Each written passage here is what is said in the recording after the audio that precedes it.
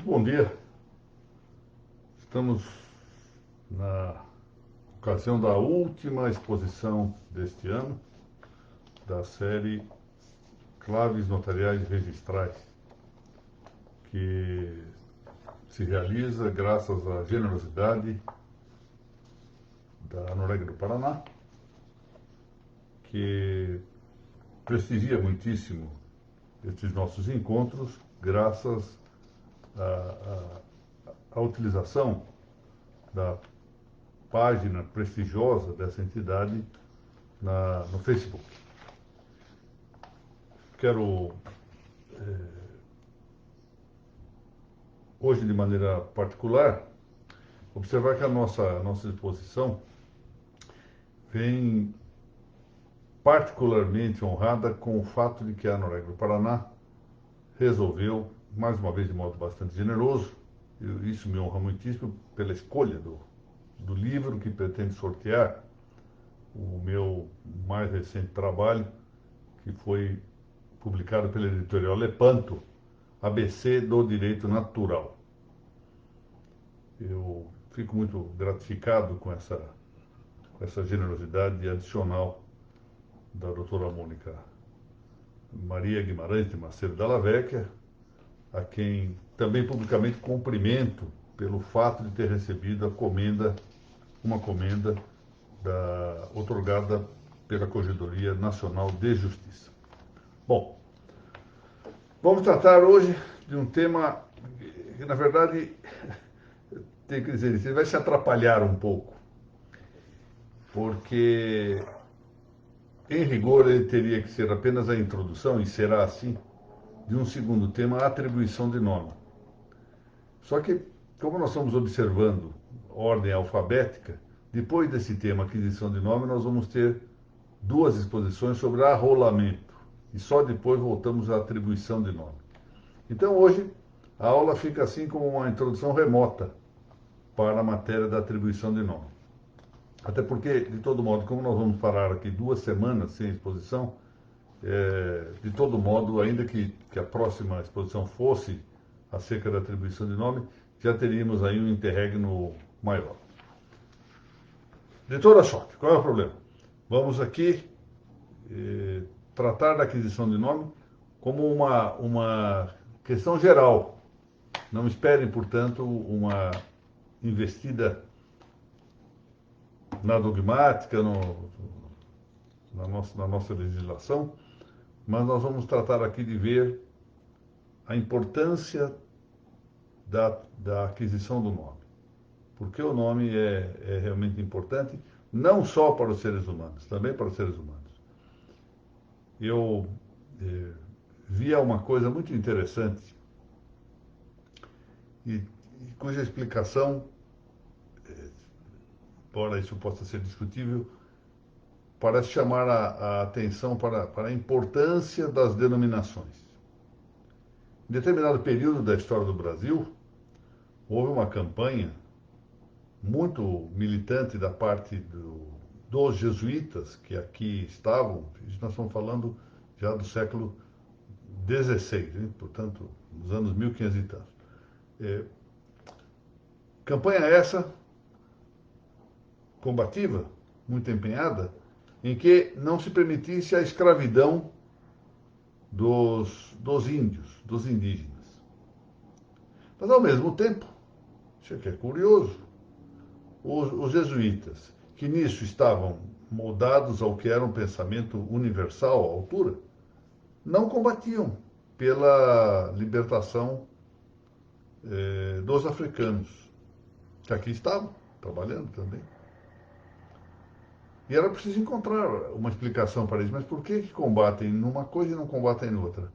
E um autor importante, que eu já fiz referência aqui, né, num encontro nosso anterior, aliás, alguém, já que nós estamos aqui falando sobre o honroso patrocínio da Noréga Paranaense, alguém que morreu, era paulista de nascimento, aliás, mineiro de nascimento, mas morreu em Curitiba, chamado Wilson Martins, disse que essa distinção na conduta dos jesuítas se devia ao que ele chamava de mundo da gramática. Ou seja, cria-se uma denominação, uma designação, e esse mundo da gramática acaba projetando sua refração para a gramática do mundo. Olha que interessante. Ele fez uma observação muito séria. Nós criamos uma palavra, designamos uma palavra de um jeito ou de outro, e a partir daí aplicamos essas designações à realidade universal, à nossa realidade do mundo, produzindo seus efeitos a partir de uma designação de distinções nominais. Daí, portanto, que nós tenhamos aqui uma alavanca muito boa para tratarmos desse tema de hoje, que é a aquisição de nome. Que, naturalmente, é preciso lembrar, isso será publicado amanhã. O texto será publicado amanhã no site da Noruega do Paraná. Vamos lá. O nome em sentido comum significa designação, já vimos, denominação, palavra significante. E aqui vamos tratar disto. Num verbete posterior, objeto que será, se Deus permitir, de 5 aulas, 5 exposições seguidas, vamos tratar da atribuição de nome e prenome. Ou seja, desta forma, nós vamos deixar algumas matérias que interessam de perto ao campo jurídico, e assim a Lei 6.015 de 1973, nos artigos 54 e seguinte, trata deste assunto. Vamos deixar isso, portanto, para o próximo tema, atribuição de nomes. Ora, aqui o que nós temos que ver é essa relação misteriosa. É misteriosa, efetivamente, entre nome, falemos-lo em latim, nomen, e essência, numen. Vejam que até as palavras são muito próximas. Nomen, o nome, numen, essência. Essa relação nomen-numen é misteriosa.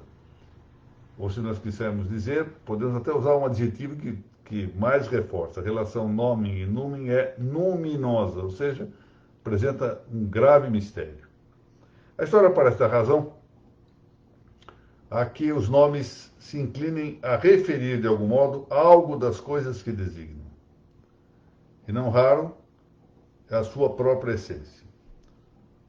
Que os nomes não sejam impostos pela natureza das coisas, isto sim, sejam frutos de alguma forma de convenção, não acarreta, entretanto, que sejam produto de uma arbitrária imputação. Ou seja, há sempre uma razão, por exemplo, vamos lá, para que a Mônica se chame Mônica, para que a Flávia se chame Flávia, para que a doutora Juliana se tenha chamado Juliana.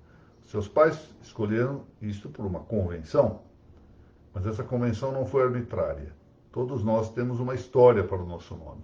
Podemos explicar por que os nossos pais escolheram este e não aquele nome. Portanto, distingamos, não é a natureza das coisas que impôs os pronomes Mônica, Flávia e Juliana para essas 3 pessoas que menciono aqui e que me honram de estar assistindo a essa exposição. Mas, embora seja uma convenção, não foi a natureza que impôs assim diretamente, essa convenção não foi arbitrária. Houve um motivo. Estão sujeitos a um motivo. Os nomes estão sujeitos a um motivo. Portanto, não pensemos que haja o despotismo das designações. As coisas não são despóticas, elas têm uma motivação em nomear-se. Bom, isto caberia, claro, pensarmos num despotismo das designações, num ambiente ficcional, num romance ficcional. E aqui lembremos, até porque vale muito a pena isso, o Alice no País das Maravilhas, de Lewis Carroll. Lá existe uma personagem, aqueles que já leram esta obra magnífica se lembrarão disso, chamado Humpty Dumpty. E ele diz o seguinte: quando eu uso uma palavra, ela significa exatamente o que eu quero que ela signifique, nem mais, nem menos. Ou seja, dá um sentido arbitrário. Ele cria arbitrariamente. Eu me lembro aqui de um episódio doméstico, eu peço desculpas por essa referência muito pessoal, mas foi fantástico. A minha filha mais nova, a Maria Isabel, durante um tempo, tinha lá nós sempre adotamos aqui em casa o princípio de que, quando estamos em refeição, não se vê televisão. Nós ficamos conversando, sempre foi assim. E ela sempre se antecipava e prematurava em dar opiniões, etc., mas rapidamente olhava para mim, por ser a filha mais nova, para verificar como é que estava a minha fisionomia. Se ela percebesse que a minha fisionomia era de desaprovação da opinião que ela estava dando, ela rapidamente invertia as coisas e dizia, bom, é claro que eu estou falando isso num diverso sentido. Ela mudava o sentido da palavra para acomodar aquilo que ela supunha ser a minha posição. Ou seja, uma espécie de adoção da técnica Humpty Dumpty. Alice, entretanto, nesse romance, vê logo o problema. Isso aqui não é possível. Isso é um caos, é uma anarquia. Vai gerar, com essa arbitrariedade, ou na própria cabeça de Humpty Dumpty, um mundo absurdo. Ele não tem nomes para seus próprios conceitos. Porque se ele varia os conceitos, varia os nomes em relação aos seus conceitos, e vai dando cada vez um conceito a um nome a um conceito livremente, ele não tem nome verdadeiramente para os seus conceitos. Ele não consegue pensar. Portanto, ele não pode representar a realidade, não pode conhecê-los. Bom, não é só impossível denominar o que não se conhece. Isso é uma passagem conhecida da Suma Teológica de São Tomás de Aquino, na Prima, questão 13. Ele diz assim: nullus potet significare ili quod non cognoscit. Ou seja, não é possível significar aquilo que não se conhece. Mas também não se pode conceituar se não há nomes que bem signifiquem as noções. São duas coisas. Ou nós não podemos denominar o que eu não conheço, não é possível denominar, eu não posso dar nome, mas por outro lado, eu também não posso conceituar se eu não tiver nomes. Internamente, eu não consigo conceituar alguma coisa se eu não tenho nomes. Esse é um problema importante para nós, ou seja, a aquisição da terminologia. Uma das razões pelas quais nós estamos nessa linha das cláusulas notariais e registrais, tratando de termos, de nomes, é exatamente isso. Desenvolver o arsenal,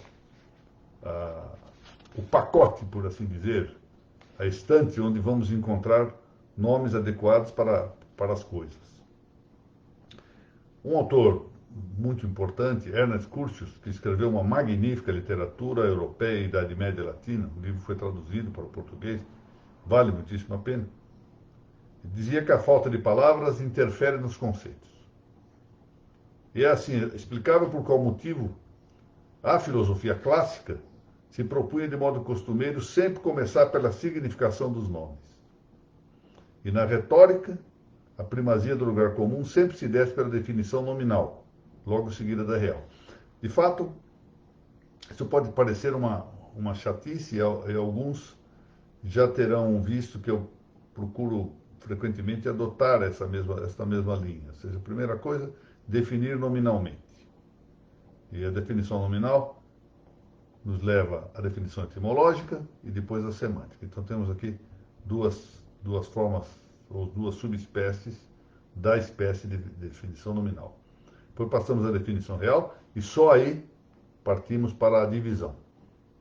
Assim seguindo a ordem adequada do ponto de vista de conhecimento. Às vezes isso pode ser alterado por motivos didáticos, pedagógicos. Para fazer uma melhor pedagogia, frequentemente podemos começar pela divisão e depois vamos chegar à definição. Mas o mais correto é partir da definição e ao tratar da definição, começar pela definição do nome, etimológica e semanticamente. Pode entender depois que essa atração que temos pelo numen das coisas, nós todos somos atraídos pela essência das coisas, queremos conhecer as coisas. Afonso Botelho, autor português contemporâneo, tem vários livros interessantes, foi um grande tratadista sobre o tema da saudade. Portugal tem uma filosofia da saudade magnífica, uma coisa extraordinária. E Afonso Botelho foi um dos autores que melhor tratou do tema da saudade. Mas ele tem um livro chamado Teoria do Amor e da Morte. Um livro pequeno, mas magnífico. E ele diz que, usando a expressão, parodiando a expressão ser enquanto ser, ele usa ser encanto ser. Por quê? Porque o ser tem um seu encanto que está gravado na sua essência, ou contemplado com a sua essência. Mas de todo modo, a atração do canto ou voz do ser é, portanto, um encanto do numen. É como se as coisas tivessem um canto. E esse encanto é um encanto do seu mistério, mistério das coisas. Desvendar o mistério das coisas é toda tarefa de uma vida. E para isso, ela apresenta uma, por assim dizer, uma rubrica, uma titulação que é o nome. E se nós vamos ver um tantinho mais longe, do ponto de vista histórico, parece-me interessante aqui referir-nos ao episódio da entrega das tábuas da lei por Yahvé a Moisés no Monte Sinai. Ora, claro que a Moisés, em primeiro lugar, poderia dar-nos essa impressão que lhe bastaria o encantamento de ver Deus, o Deus de Abraão, o Deus de Isaac, o Deus de Jacó. Moisés teve essa imensa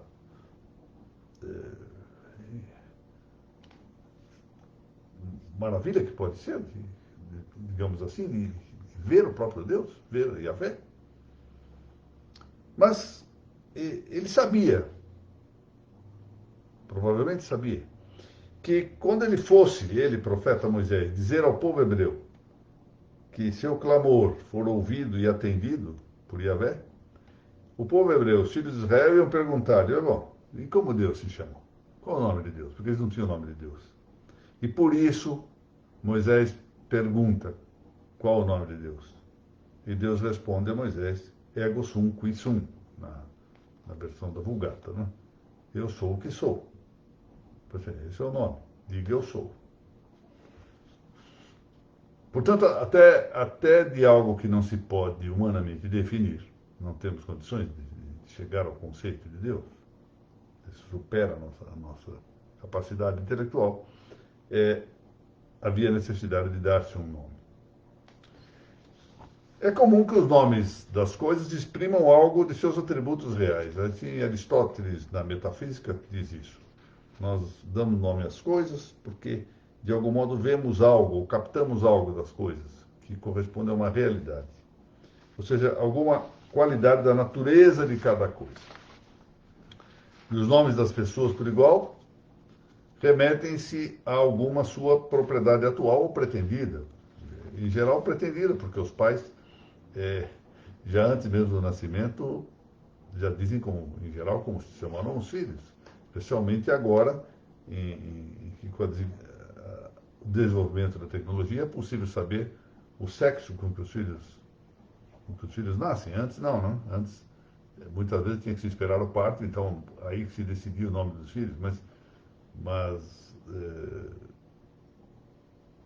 hoje já se sabe com muita antecedência. Depois, 4 semanas de vida foi o que bastou, 4 ou 5 semanas de vida, para que a doutora Aline indicasse que seu filho chamaria Miguel. E, às vezes, essa propriedade dos seres humanos é física. Então, podemos os nomes Linda, Bela, o nome, outras vezes, é um significado físico. Esaú, por exemplo, o filho de Jacó, filho de Isaac, irmão de Jacó. Significa ruivo, a palavra Esaú significa ruivo. Às vezes é uma característica psicológica. Então, por exemplo, Letícia significa alegria. Generosa significa uma característica moral, assim como Vera, verdadeiramente, de verdade, etc. Ao tempo em que nascem, pois. E ao tempo em que nascem, também muitas vezes nós temos aí a atribuição, porque nasceu, por exemplo, no dia 13 de junho, de atribuir o nome de Antônio. Ou, se for no dia 23 de setembro, o nome de Pio. Ou 23 de novembro, o nome de Clemente, e assim por diante. E nas civilizações nutridas de cultura religiosa, é comum. Ainda persiste a ideia de dar às crianças o nome do santo da festa do dia. Então, ao parentesco. Por exemplo, em alguns povos há o costume de adotar o nome composto para nele indicar o prenome do pai. Assim, por exemplo, eu tenho um grande amigo de infância, que se chama Jorge Salim, porque o pai se chamava Salim. Jorge Salim significa Jorge, filho de Salim. Não menos as escrituras a que nós estamos fazendo aqui alguma referência, registram imposições de nome para significar algum dom concedido. Abrão, por exemplo, passou a chamar-se Abraão. Sara passou a chamar-se Sarai. Simão passou a chamar-se Pedro. Abraão, por quê? Porque Deus o fez pai de muitas nações. Simão passou a chamar-se Pedro porque Deus o fez chefe da visível igreja que então se instituía. Numa obra contemporânea de Jorge Luis Borges, esse grande literato argentino, História de los Ecos de un Hombre, ele recorda, esse autor é uma tradição já mais larga, que vinha dos aborígenes australianos, dos antigos egípcios e também de Roma, que, longe de serem arbitrários, os nomes seriam parte vital daquilo que significam. O nome, pois, nessas tradições antigas, tinha algo de sacralidade, e a posse consciente dos nomes era tido por um fator essencial de os deuses pagãos darem audiência e proteção aos que os invocavam. Portanto, o nome fazia parte essencial da relação entre o protegido e o protetor. De maneira que o esquecimento do próprio nome levava, assim, à perda de identidade pessoal. Quem não sabe o próprio nome não tem identidade pessoal. E não é só nesse âmbito identitário ou passivo, estático, que a relação nome-numen tem seu relevo na história da humanidade. Também podemos usar o tema no plano dinâmico, ou seja, de atualização da pessoa proferente do nome. Aristóteles, numa outra obra, além da que eu mencionei, no De Anima, ensinou que o sensível em ato, aquilo que é sensível em ato, é o mesmo sentido em ato. Se eu tenho algo que é sensível em ato, significa que o meu sentido, a captação disso, também está em ato. E o inteligível em ato é a inteligência em ato. De maneira que nós podemos dizer que todo ato da pessoa é a própria pessoa em ato. Daí segue-se que o ato do proferimento do nome, o fato de eu proferir um nome, de algum modo, não só é a pessoa do proferente em ato, mas também é do proferido. De algum modo, eu trago a ideia do proferido. Quando profiro um nome de uma pessoa, por exemplo, Mônica, Flávia, Juliana, eu não só estou em ato ao proferir, mas trago de algum modo o proferido para a atualidade. É algo interessante a considerar. O nome Urbis Romae, ou seja, o nome da cidade de Roma, era secreto. Não se podia mencionar o nome da cidade de Roma. Havia uma deusa, a deusa Angerona, que protegia a cidade de Roma e que trazia os dedos pousados no lábio. Por que ela fazia isso? Para indicar um silêncio ritual da ligação entre o nome significante e a coisa significada. Não digam o meu nome.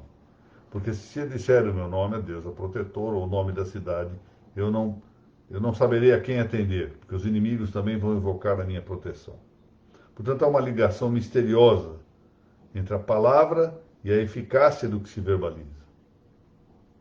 E por isso houve segundo Cícero, grande orador e jurista romano, anterior a Cristo, houve um certo Valérius Soranus, que anunciou publicamente o nome da Urbis Romae, ou seja, o nome da cidade romana. E por isso foi-lhe imposta, mas provavelmente não foi executada, a pena de crucifixão. E a ideia era essa: se alguém pronuncia o nome da deusa romana em voz alta, o nome da cidade de Roma em voz alta, ele permite que os inimigos possam invocar a mesma proteção em situação contraditória.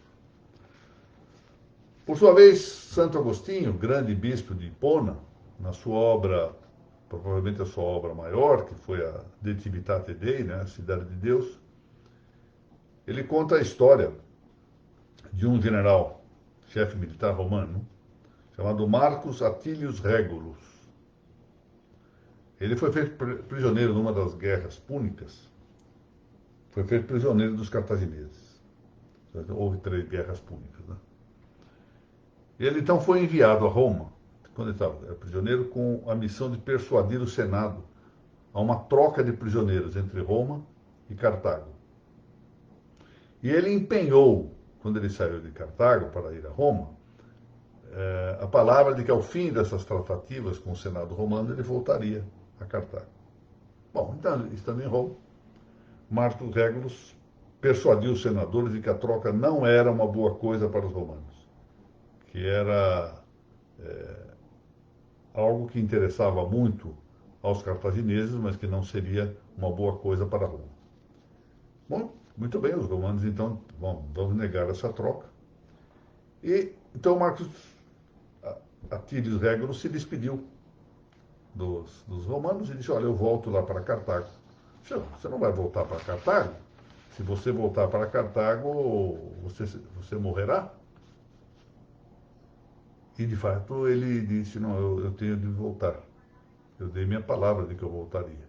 Mas você deu sua palavra, você vai morrer. Não importa. Eu dei minha palavra. E de fato foi o que aconteceu. Ele sofreu horríveis torturas, eles colocaram dentro de um caixote, ficou de pé, com lanças, sem alimentação, sem água, sem nada. Com o tempo ele foi desfalecendo e as lanças começaram a penetrar em seu corpo até que ele morresse. Foi como disse Santo Agostinho, no De Civitate Dei, houve aí uma horrendis cruciatibus, ou seja, uma série de torturas horríveis. Mas o que ele fez aqui? Ele observou a convicção de que a palavra de um homem é a própria essência desse homem. De maneira que observar a palavra empenhada honra aqueles que a proferem. Um homem de palavra, um homem de nome, que respeita o nome, é o que cumpre as promessas, pois o nome proferido é a alma em ato. Eu me lembrava aqui agora de um outro episódio muito interessante, e já esse episódio do século passado, e que foi da corajosa atuação de um jovem, e numa cena muito, muito triste, de fato, assim, do ponto de vista sensível, mas extremamente heróica. Diz respeito ao chamado Alcácer de Toledo. Hoje, quem conhece a cidade de Toledo, lá nas cercanias de Madrid, não é? Relativamente perto de Madrid, vê ali o Alcácer. Só que esse Alcácer que está lá foi reconstruído. O Alcácer antigo foi inteiramente destruído na Guerra Civil Espanhola, de 1936 a 1939. E estava no comando do Alcácer, defendendo o Alcácer, um coronel, o coronel Moscardó. Em determinado momento, o grupo republicano, os socialistas, comunistas e anarquistas que estavam em guerra, um dos lados da Guerra Civil, cercaram o Alcácer e estavam combatendo há muito tempo, mas não conseguiam derrotar o coronel Moscardó e a sua guarnição. Então, eles prenderam o filho do coronel Moscardó e levaram o filho, era um moço, à frente do Alcácer para que ele pedisse ao pai que se entregasse em troca da própria vida. Falei, eu fico vivo, mas o senhor entrega o Alcácer. Eu serei liberado e nós podemos ir. E no momento em que é uma história bonita, volto a dizer, no momento em que ele se aproxima do pai para dizer isso, o coronel se apresenta para ver o filho diz que era o dever do pai cumprir o seu débito de honra com a pátria. O menino foi morto ali à frente do pai. Do ponto de vista sensível, mas foi efetivamente a honra dada e a prevalência desse sentido heróico, não é? E nós temos coisas do gênero. A história dos martírios mostra exatamente esse sentido de honra da palavra empenhada. Bom, com isso terminamos aqui essa aproximação essa introdução ao tema que se seguirá, dentro de mais 2 aulas, a terceira aula aqui para frente, sobre a atribuição de nome, que vai também prosseguir de algum modo nessa linha até chegar aos elementos dogmáticos que também devem considerar-se nesse tratamento. Amanhã o texto estará publicado, se Deus permitir, pelo site da Anoreg do Paraná. Eu quero agradecer novamente a doutora Mônica. Depois dirá como é que será feito esse sorteio, doutora Mônica. Flávia, novamente, bom dia, estimada amiga. Doutora Juliana Tomazoni, muito gosto de revê-la aqui. Doutora Fátima Ranaldo, olha, vou dar um recado no ar aqui para a doutora Fátima. A doutora Fátima me propôs que eu trate de um tema nesse Natal que diz respeito à importância do nascimento de Cristo para a consideração, constituição, configuração dos direitos humanos. E eu, graças mais uma vez à aquiescência da doutora Mônica Della Vecchia, já estou preparando isto. Espero que na semana que vem, esta semana acho pouco provável, porque eu ainda tenho alguns compromissos, mas na semana que vem farei isso de maneira gravada e vamos publicar aqui na nossa página da Anoreg. Professora Isabela Bicalho, muito bom dia, prazer em vê-la. Hoje, última aula do ano, das claves, né? Isto. Olha aqui, doutora Mônica, das claves notariais e registrais. Depois o pessoal do registro fica bravo comigo. Das claves notariais e registrais. Existem coisas que a gente tem que falar para o completo. O nome da doutora Mônica, por exemplo, deveria estar completo aí. Está faltando o Guimarães aí. Mesma coisa aqui, claves notariais e registrais. Muito bem. Exemplar do último livro. Bom, espero que não seja o último, mas o mais recente livro, ABC do Direito Natural. Olha aqui, ela já escreveu aqui, olha aqui. Claves notariais e registrais. Estou vendo. Muito bem, doutor. Muito bem. Muito obrigado. Doutor Valdecir Castiglione, bom dia, estimado amigo. Thaís Camati. Isabela, sorte está lançada. Muito obrigado, Anoreg Paraná. Muito obrigado, doutora Mônica, de novo. Professora Cátia Jonas Dias. Doutor Mário Martinelli. Doutora Rodrigues Nina. Saudações ao Miguel. Doutor Rogério, estimado amigo. Doutor Mário, muito obrigado. Muito obrigado. Doutor Fausto Mota, bom dia. Bom Natal também. Muito obrigado, doutor Fernando Rodrigues Batista, doutor Jorge Lima de Oliveira, doutora Ana Cláudia Roman. Eu tenho que indicar 2 números, de 1 a 23. Ué, por que 2? Serão 2 livros, doutora? 2 números de 1 a 25. Tá bem. Então vamos lá. 17 e 25, pronto.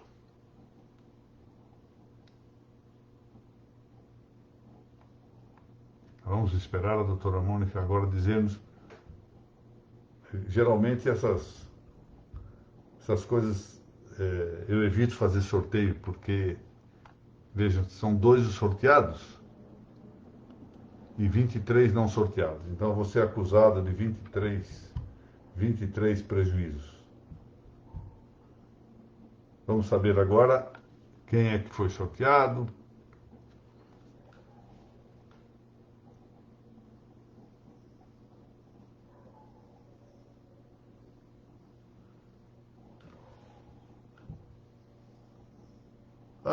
Doutora Vanusa, doutor Mauro Bertocchi.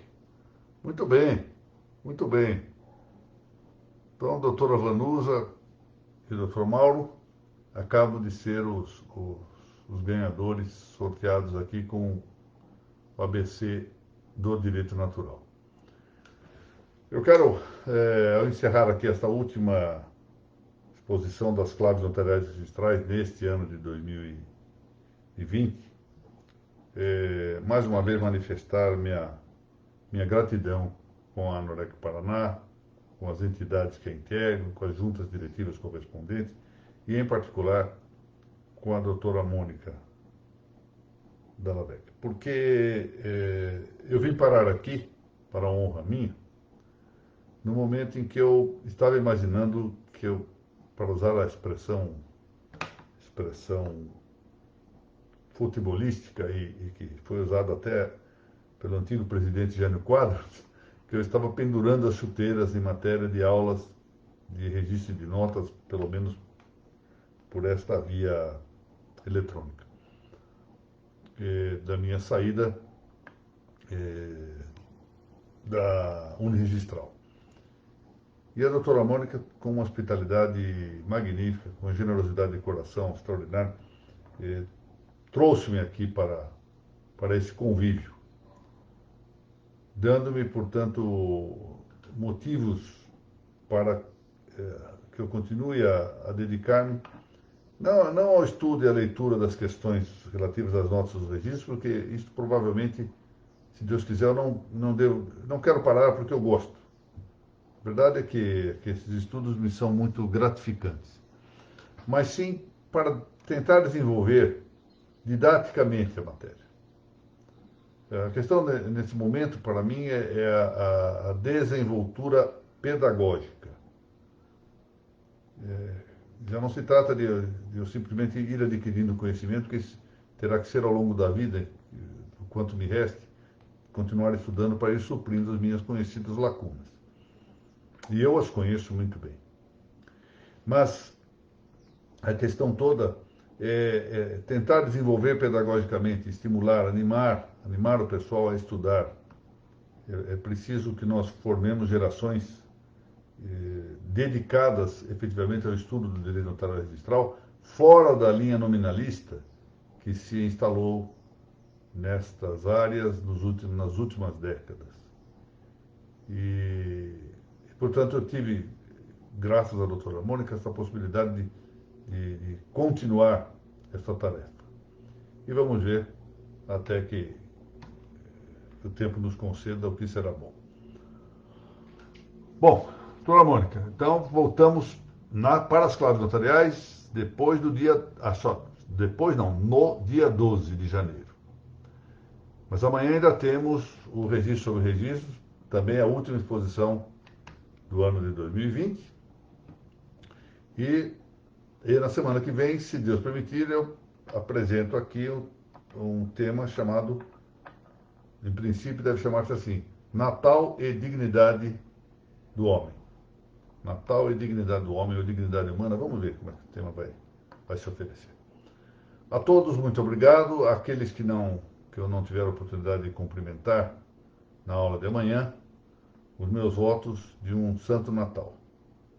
Apesar do que nós suportamos este ano, padecemos este ano, fruto da política pública adotada para combater aí a pandemia,